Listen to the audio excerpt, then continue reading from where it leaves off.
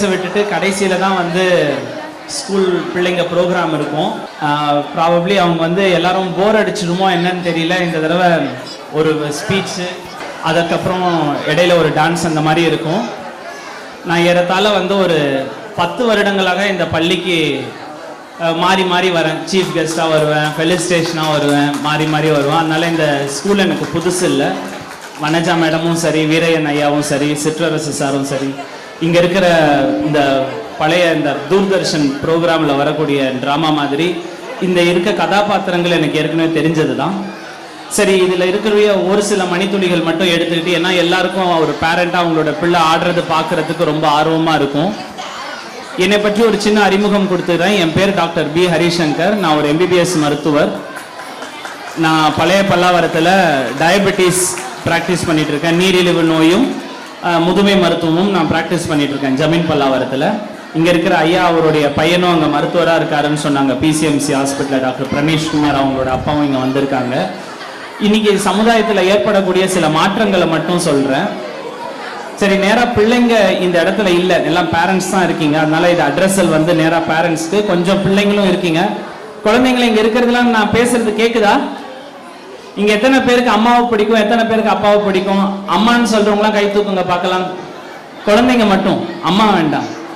குழந்தைங்க உங்களுக்கு அம்மா பிடிக்கும்ன்றவங்களாம் கை தூக்குங்க பார்க்கலாம். சரி, அப்பா பிடிக்கும்ன்றவங்க கையை தூக்குங்க பார்க்கலாம். 2 பேரும் பிடிக்கும்ன்றவங்க கையை தூக்குங்க பார்க்கலாம். சரி, நான் நேரடியாக ஒரு விஷயத்துக்கு வரேன். இன்னைக்கு சமுதாயத்தில் நிறைய குறைபாடுகள் இருக்கு. அதில் முதல் குறைபாடு அன்புக்கான குறைபாடு தான். நான் வந்து நிறைய ஸ்கூல்ஸ்க்கு வெவ்வேறு காரணங்களுக்கு போவேன். அதாவது எல்டர் ரெஸ்பெக்ட், அதுக்கப்புறம் இந்த குட் டச் பேட் டச், அதுக்காகலாம் போவேன். அப்போ பிள்ளைங்க வந்து சில நேரங்களில் ஸ்கூல் பிரின்சிபல் ஆஃபீஸில் சில விஷயங்களுக்காக நின்றுட்டு இருப்பாங்க. குழந்தைங்க யாரை பார்த்து கற்றுக்கிறாங்க அப்படின்னு பார்த்தீங்கன்னா, பெரும்பாலும் முதல் 12 வயதில் அவங்களோட பெற்றோர்களை பார்த்து தான் கற்றுக்கொள்கிறார்கள். வார்த்தைகளாக இருக்கட்டும், 5 புலன்கள் நம் தலைக்குள்ள இருக்கா இல்லையா? கண், மூக்கு, காது, செவிலாம் இருக்கு. அதுல காதுல விழுறது மட்டும் நம்ம உயிருக்குள்ள போயிட்டே இருக்கும். இது ஒத்துக்கிறீங்களா? சில பாடல் வரிகள்லாம் நம்ம மனசுல நிக்குது. நம்ம மனசுல நிக்குதா? அதெல்லாம் நம்ம மனப்பாடம் பண்ணவே இல்லை. இருந்தாலும் அந்த பாடல் வரிகள் எல்லாமே நிக்குது. காரணம், ஒரு விஷயத்தை நம்ம தொடர்ந்து கேட்டுட்டே இருக்கும் பொழுது அது நம்ம மனசுக்குள்ள போயிட்டே இருக்கு.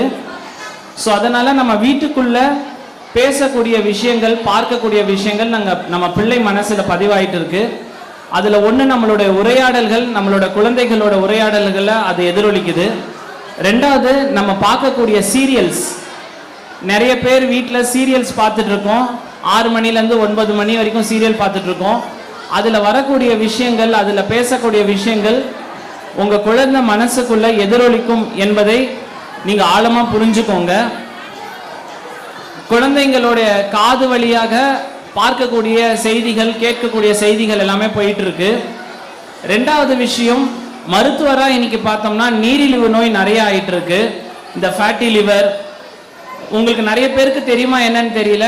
ஃபேட்டி லிவர் எனக்கூடிய இந்த லிவர்ல இருக்கக்கூடிய கொழுப்பா இருக்கட்டும், சின்ன குழந்தைகள்ல இந்த பூய்ப்பெரிய வைத்திய பெண்கள்ல இந்த நீர்க்கட்டிகள் வரக்கூடுது இல்லையா, PCODன்னு சொல்றாங்க, அதுவா இருக்கட்டும், டயபெட்டிஸா இருக்கட்டும், தைராய்டா இருக்கட்டும், எல்லாமே வந்து ஒன்னோட ஒன்று தொடர்பு பட்டது. அது என்னன்னு பார்த்தீங்கன்னா, ஒன்று உடல் உழைப்பு குறைபாடும், நம்ம உண்ணுகிற உணவுல எண்ணெய், ஆயில். நிறைய பேருக்கு தெரியும் சக்கரை சாப்பிட்டா சக்கரை வரும்னு தெரியும். லட்டு, ஜிலேபி, ஜாங்கிரி சாப்பிட்டாலாம் சக்கரை வரும்னு தெரியும். ஆனால் ஆயில் ஐட்டம்ஸ், ஃப்ரைட் ஐட்டம்ஸ், எண்ணெயில் பொரிக்கக்கூடிய பொருட்கள் சாப்பிடும் பொழுது நிறைய பேர் வந்து நிறைய வாக்கிங் போவாங்க. டீ காஃபியில் கூட சக்கரை சேர்க்க மாட்டாங்க. இருந்தாலும் சுகரும் கண்ட்ரோல் ஆகாது, கொலஸ்ட்ரால் கண்ட்ரோல் ஆகாது, உடல் பருமன் கூடிக்கிட்டே இருக்கும். இங்கே என் கூடவே பயணித்த மற்றவங்களுக்கு தெரியும், இங்கே இருக்கிற ஸ்டாஃப்க்கு, நானும் உடல் பருமன் 120 கிலோவில் இருந்தேன். நான் இதில் வந்து எந்த விதமான பொருட்கள், இந்த பவுடர் சாப்பிட்றது, இந்த இஞ்சியில் தேனை சாப்பிட்றது, அதெல்லாம் சாப்பிட்டா எதுவுமே எடை குறையிறது இல்லை. உணவு கட்டுப்பாடு மட்டும்தான். இங்கே நம்மளை கைத்தட்ட சொன்னால் கூட இன்னைக்கு நம்ம கைத்தட்டுறதுக்கு ஆள் இல்லை. அது கூட லேப்டாப்பில் அவர் கரெக்டாக தட்டுறாரு. நான் நினச்சேன் ஒரே மாதிரி தட்டுறாங்களே, எங்கேருந்து தட்டுதுன்னு பார்த்தா கம்ப்யூட்டர் தான் தட்டுது. ஆனால் இன்னொரு ஒரு தடவை போட்டு காட்டுங்க அந்த கை தட்டுறது. எல்லாம் நீங்கள் தட்டுறீங்கன்னு நினச்சிட்டு இருக்கீங்க, எனக்கு ஒரு தடவை போட்டு காட்டுங்க. இப்போ இன்னைக்கு கைத்தட்ட கூட ஆள் இல்லை. நம்ம எல்லாம் ரொம்ப டயர்ட் ஆகிட்டோம். நம்ம சின்ன சின்ன தூரங்களுக்கு எல்லாமே நம்ம ஆக்டிவாக எடுத்துக்கிறோம். வண்டி பேர் தான் இப்போ நீங்க எத்தனை பேர் கவனிச்சிங்களான்னு தெரியல. நானும் நினைச்சேன் என்னடா எல்லாரும் இவ்வளவு ஜோரா கை தட்டுறாங்கன்னு பார்த்தா ஒரே மாதிரி கை பார்த்தா கம்ப்யூட்டர் தான் தட்டுது. கம்ப்யூட்டர் ஜி லாக் பண்ணுங்கன்னு. இன்னைக்கு உடல் உழைப்பு ரொம்ப குறைஞ்சு போச்சு, நம்ம நடக்கிறதே இல்லை. ஸோ இந்த 3 விஷயங்களை சொல்லிட்டு விடைபெறுகிறேன். அன்பு குறைபாடு, எண்ணெய் அதிகமாயிட்டு இருக்கு, உழைப்பு குறைஞ்சிட்டு இருக்குன்னு சொல்லி அடுத்த வருடம் கண்டிப்பாக சந்திப்போம். நன்றி, வணக்கம்.